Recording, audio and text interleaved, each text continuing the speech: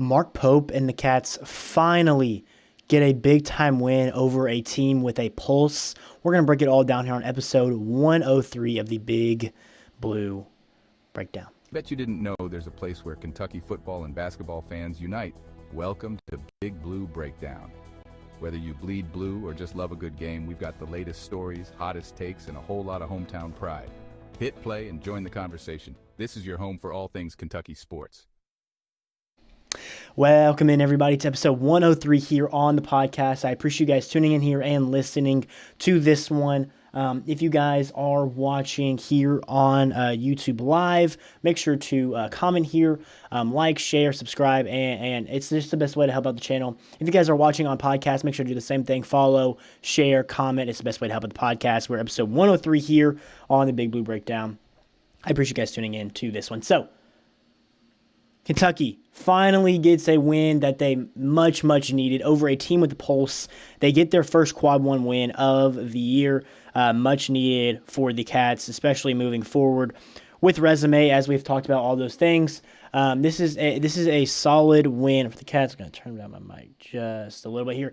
And if we finally see some signs of life for this team, some signs of this team maybe has some things to go off of here, some an identity to work off here, and we're going to break that all down here on this one. We're going to go ahead and give a quick word over to our friends at W. Make sure to use code BIGBLUE10 to get 10% off your order every time you use it. We're going to be right back here on the Big Blue Breakdown 103. Once we get back, we're going to break down the 12-point win over the Hoosiers.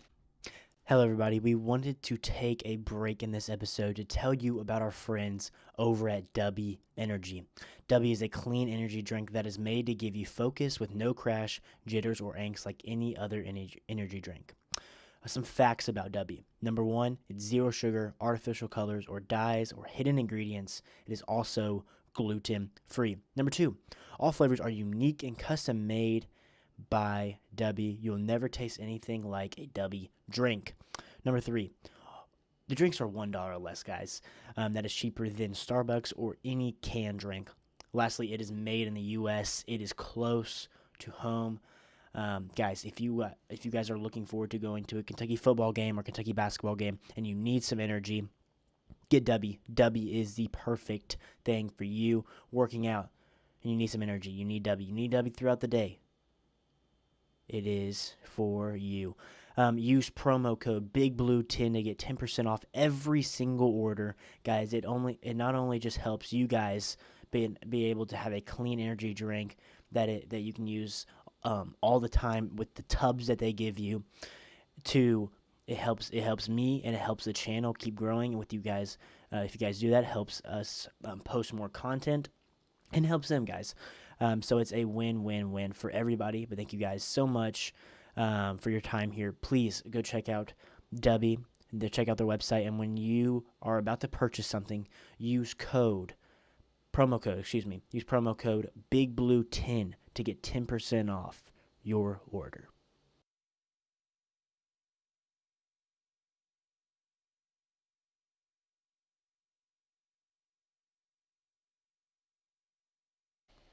Alrighty, guys, welcome back into episode 103 of the Big Blue Breakdown. As we're going to be breaking down and talking about the Cats win over the Hoosiers, definitely a much-needed one here. The Cats improved to 7-4 on the year, picking up their first big win of the season. So, what happened in this game? Just like what overall happened? Well, this team finally against a team with the pulse gave the amount of effort needed to get a win, and they gave an insane amount of effort, diving for balls, just everything you wanted to see in that aspect of the game where we had been just like, okay, will this team just give us effort at least, something to be proud of, something to, kind of build off of. And it all started last game with Brandon Garrison getting benched. And now this game, finally see the effort needed. And what came along with that? A 12-point win over an Indiana team that is solid. I mean, this Indiana team lost by, I believe, 9 to Louisville. So very, very solid win here for the Cats. Just going to break down some of these stats here, and then we're going to get into just my thoughts kind of moving forward for this team. So it wasn't pretty.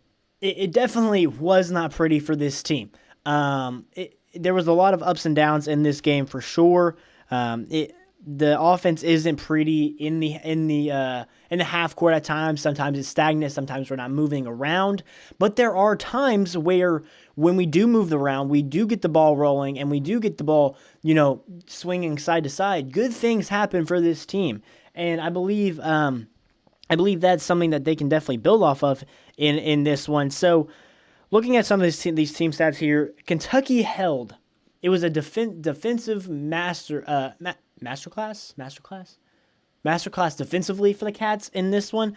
They held Indiana to 34% shooting, only 15 of 44 from the field. And the big one here is Kentucky held Indiana to 4 of 24 from three-point land. Insane number right there. I mean, the effort defensively, the schematic defensive plan for this game was out of this world good against an elite, I don't want to say elite, a very, very solid Indiana offense here. And I absolutely loved it for the Cats in this one. Finally seeing that effort, finally seeing the defensive effort that we needed on that side of the ball, clamping down on some of these guys that we were looking at that could cause problems for this defense. We were able to run this team off the three-point line. That was a big thing. We made this team a one-shot team. Made them a one-shot team and got out in transition. And another big thing here is turnovers. Indiana turned the ball over 17 times in this game to compare to Kentucky's 3. That it was awesome.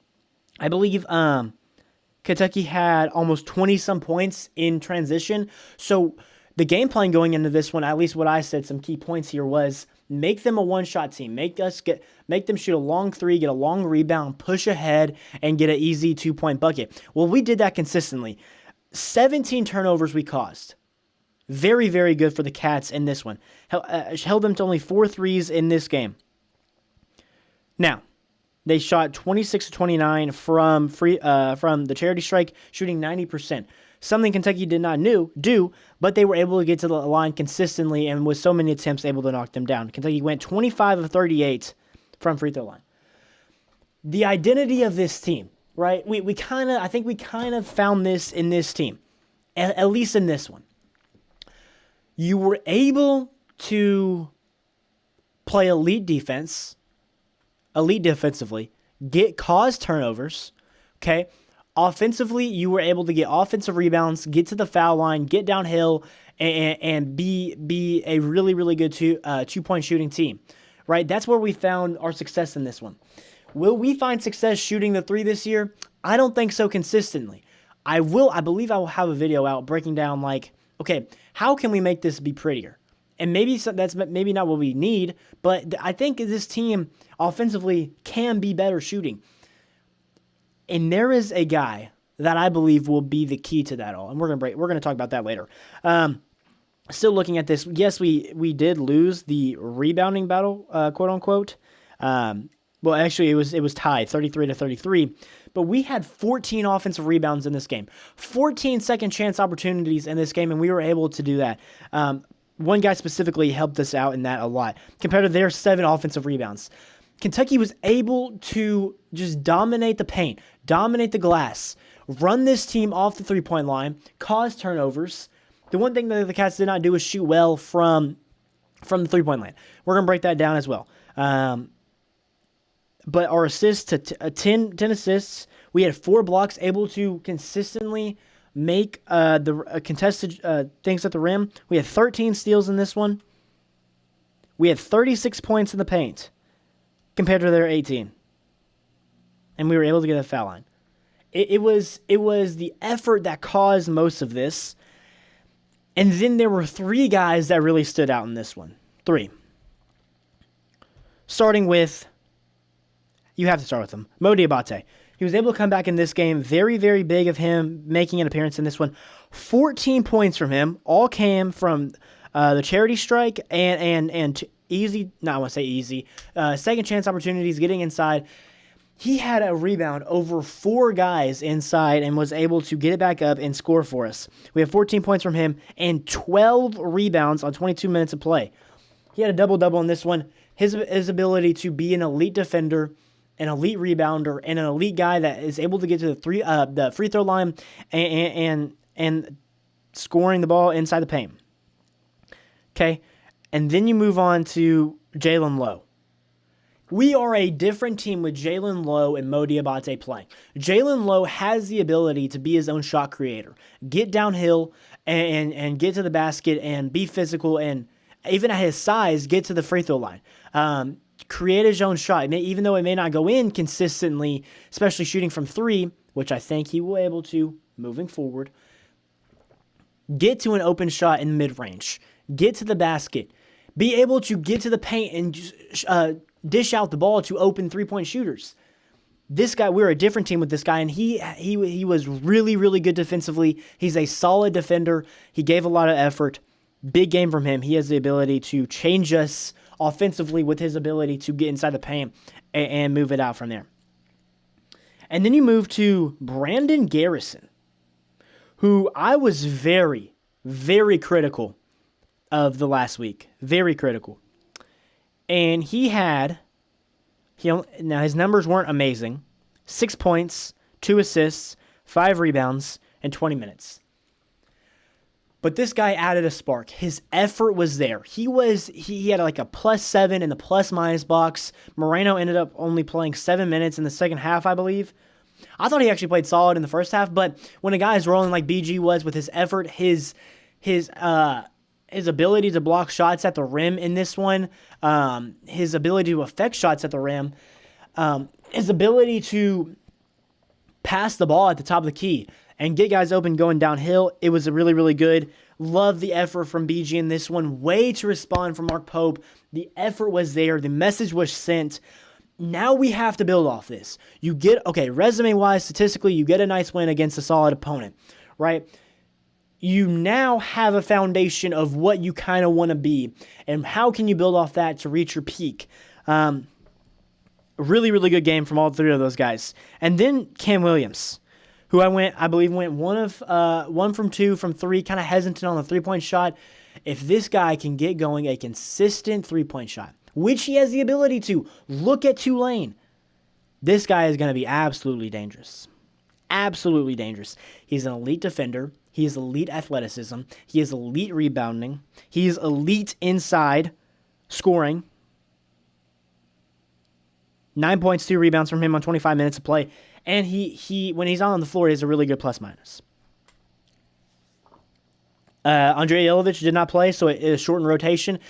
Pope simply just went with the guys that were playing good in the second half. Simply. He was playing the guys that were playing good in the second half. And who were those guys together? Mo Diabate, Jalen Lowe, Otega Owe, and Cam Williams. And I believe rotationally it was like Aberdeen and Chandler here and there.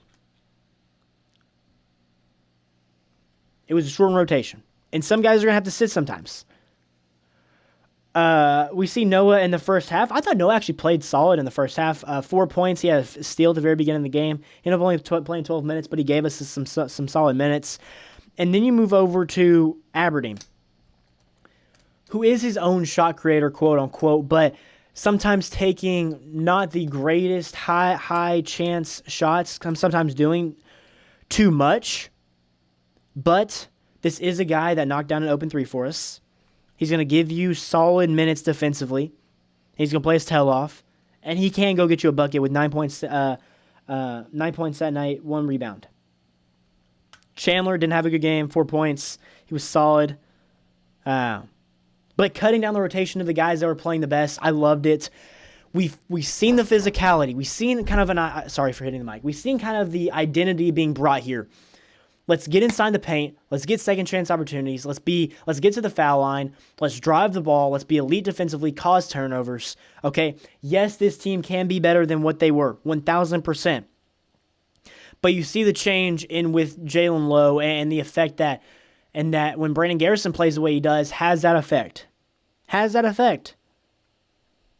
And I think guys are going to have nights like Jasper Johnson, like Trent Noah, like Colin Chandler, and like Aberdeen, they're going to have their nights. I thought Otega played solid tonight. Defensively, he was amazing, I thought. 10 points from him. He was able to get to the foul line consistently, hit a 3 in this one. Kentucky only made 3 3-point shots this game. I think a key number for them is going to be from that 6 to 8 range.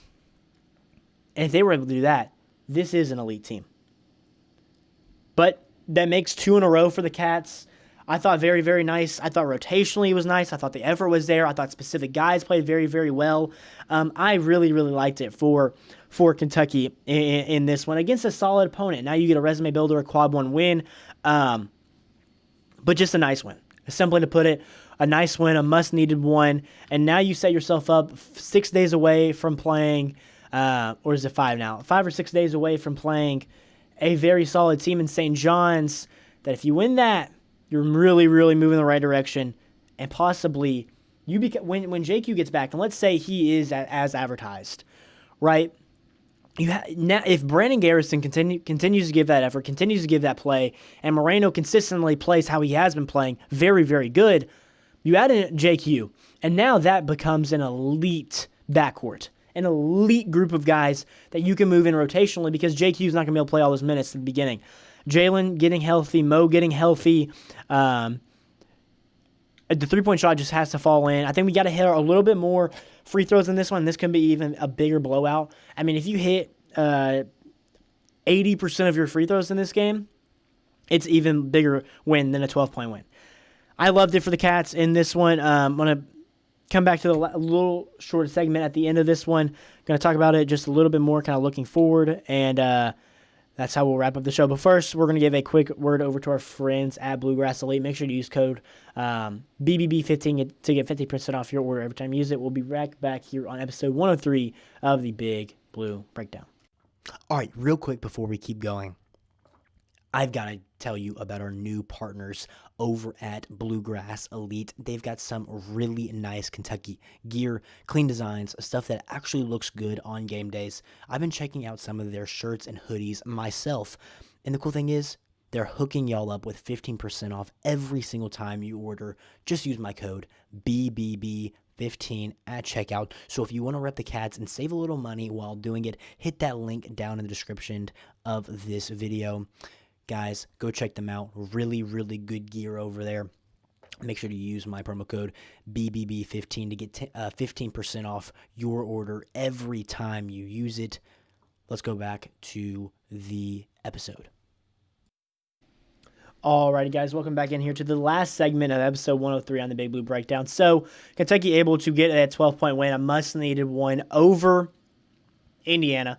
Solid team, quad 1 win, who lost to Louisville by 9, so take that as you will. They're a good team. They're a solid team. Not world-burning,